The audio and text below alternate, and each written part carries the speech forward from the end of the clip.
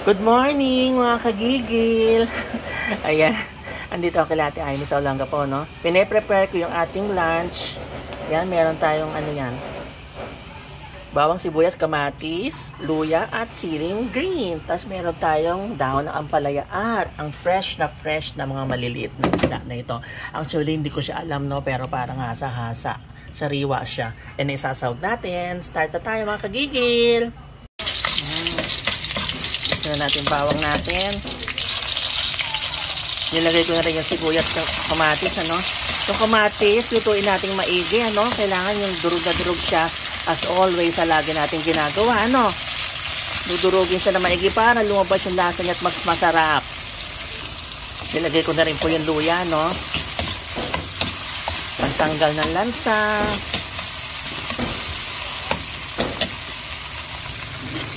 Bango. Lagyan na po natin yung isda natin, ano? Ang ating fresh na isda. Maliliit. Ayan.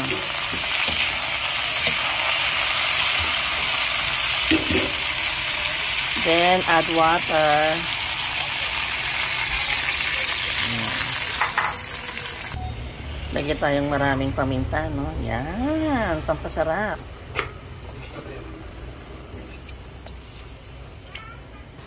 Yan, bring to a boil na lang po ito, no? Naglagay na lang ng konting asin, tsaka ng konting vetsin. Yan.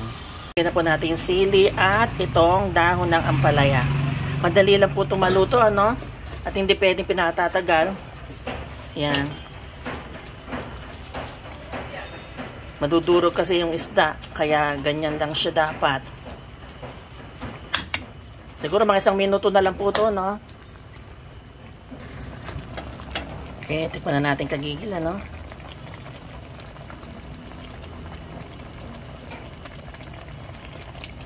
Ay, ang sarap. Kakaiba. Kain na tayo mga kagigil.